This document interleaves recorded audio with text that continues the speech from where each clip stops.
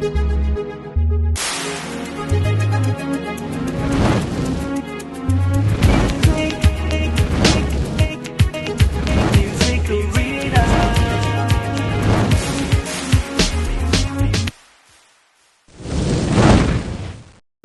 don't have to go the 360 degrees. Now it's time we go the 180. You don't have to climb the highest mountains, for all you're looking for is within you. Open the eyes of your mind, your ears, and mouth. Asha, it's so nice to have you here on the show with us. Thank you very much for making the time to be here. Thanks. So let's start with the fact that you were born in France, moved back when you were 2. So where in Lagos did you grow up? I grew up in Festac Town, a girl amongst 3 boys. Okay, and how did that impact your upbringing? Were the boys good to you? Well, I was always their mother. I think I grew more into a woman, more responsible and more a woman who had seen a lot of things and who will have to manage whatever situation she finds herself. And what was it like growing up in Festac?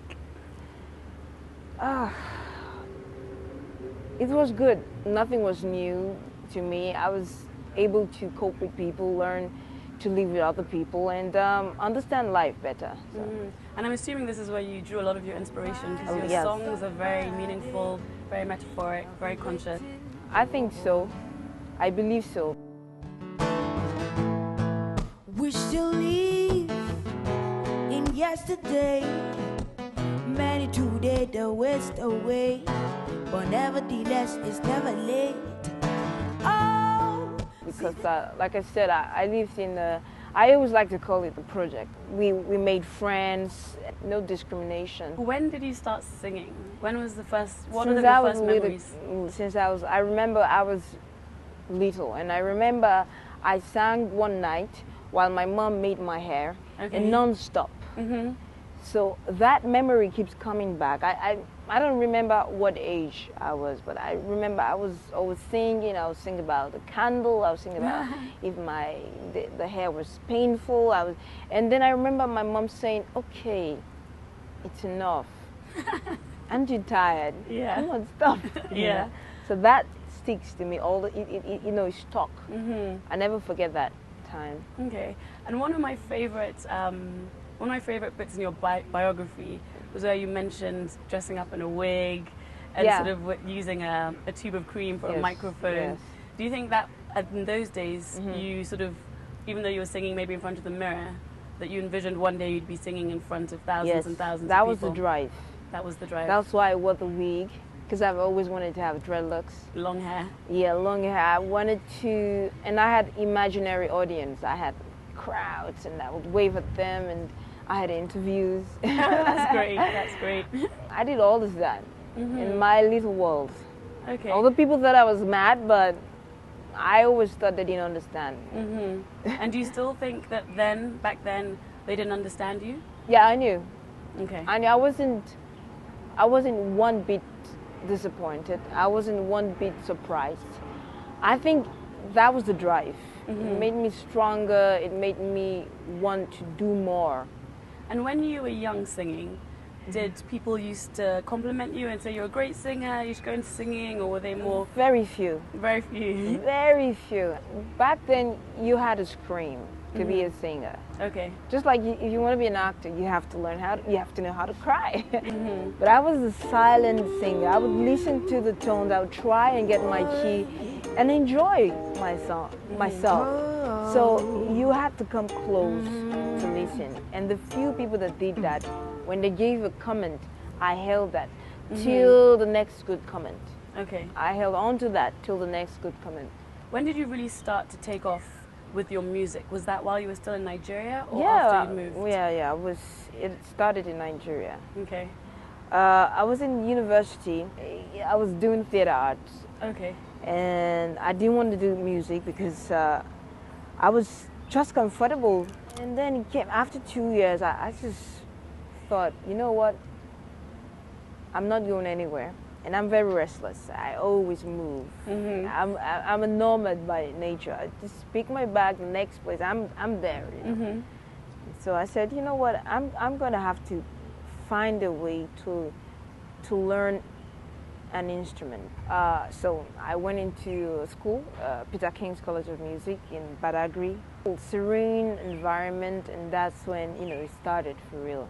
Because a lot of us dream of playing instruments, but never actually go as far as picking one up because we think we're too old. No, How old were you?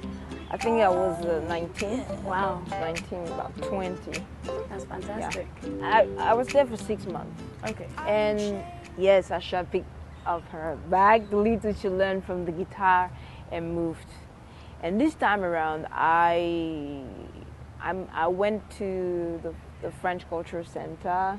I also met with Yinka Davis. Okay. Yeah, I worked with her a bit. She's one of the women that inspire me.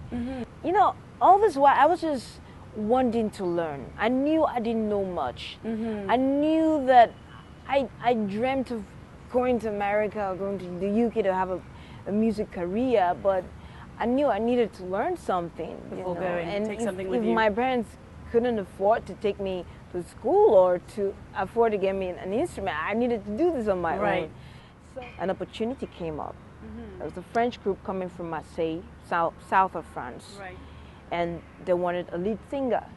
So I was chosen. Oh, that's how. And that was how my journey to France came up. And not only to sing, but to go to school. So I actually went to France's school. I went to a school for professional jazz musicians. Okay. So that was something entirely new. And most time on tour, I always cried. I stayed alone and cried. And why did I cry? Because I felt I didn't know anything. Overwhelming. And I needed to know. So what really happened to you in France? I think France was an eye-opener. And I'm also grateful that I started in Nigeria because I wasn't lost. You had your yes, grounding. I had my grounding. Foundation. Yeah, I had an idea of where I wanted to go. I like to act local but think global. Right. And Paris opened the door. I was able to merge what I learned in Nigeria and learn to open up to have other people come in and listen to my kind of music, discover my culture, know my country, and mix it up and have fun. Right. I believe that's what music should be all about. What was the turning point between being Asha, who had been asked to come over to France, play with this band, study on the side, or study and play on the side? I didn't know how quite it worked, and then suddenly sort of catapulting to superstardom. What really changed that?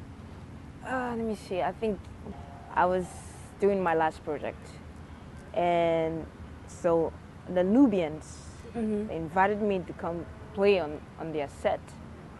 And I remember that before then, they had to make me wait 10 hours before I could go on stage and rehearse. And it was so cold. I was almost crying. And I said, God, Asha, back home, you have something going for you. Why would someone make you wait 10 hours and treat you like... And then they called me on stage to perform.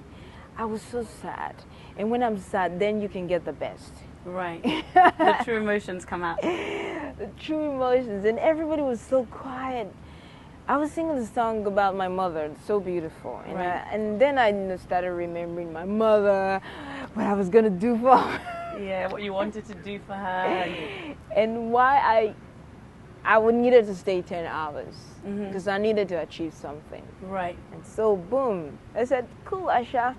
Well, we're going to have you on the show. We're going to see what you can do. I didn't blame them. They didn't know who I was. And then the show came. We did it. I met with great artists. And at the end of the show, someone walked up to me, amongst many. But this one seemed genuine. Right. And she said, Asha, I would like to work with you. It took us a year. We're talking, going back and forth. You know, I was with the support of my best friend, Janet. Right. We sat down. She speaks the truth. Asha, open your eyes. This is it. And it sounds true. It sounds like what you've always wanted to do. Be yourself, sing your songs, and feel free. And you know what? And I think the turning point was when I had this break. And I'm forever grateful. I'm sure you are. I'm sure you are. The label you're signed to, what is it called? Naive Records. Naive Records. So they took you on? Yeah. I didn't just go alone. I went with my crew. Oh, I see. I went with that ingredient. It makes a good soup. And with these people with me, I was confident. Right. As I grew, as I moved around France, Paris, met people, played in small clubs, large clubs, festivals. Started learning how to simplify. You need to get people in. You need to let them listen and enjoy. Let them know where you come from. That has always been my dream to introduce Nigeria. I wanted to show them that, you know what, I'm different. I brought these guys with me and we went to the studio. We worked, we sang as truthfully as we could. And then the label heard it and said, wow. They loved it. Yeah. Touring. So I know you have an impressive number of honors and awards, including the highest French honor. Queen Constantine. Congratulations. Thanks. Yeah, and then you received one from MTV. That one, I always have to correct this impression. Okay. You know, when MTV started out in Africa, I was one of the artists that supported. So it was like more like a representative from Africa. Okay. The word ambassador is too much. Okay. You're not ready for that yet. But I'm sure you fill the role very well. Well, so, and then your record sold an incredible number. It was good. For the first album, it was good. I'm not complaining. Was it double gold? Yes, double gold. You then went on to do an incredible long tour. Yes. That took you around the world. Yes. And how do you find the fans around the world receive you? It's been amazing. Surprisingly, they've been open. They've been kind. They've been they're willing to listen, and that's the best. Like in Japan, they're all listening. Right. And I'm surprised when someone comes to me and says, Asha, on 360, what do you mean? It relates to me. And I'm like, she's actually listening. So I'm always proud when people do that.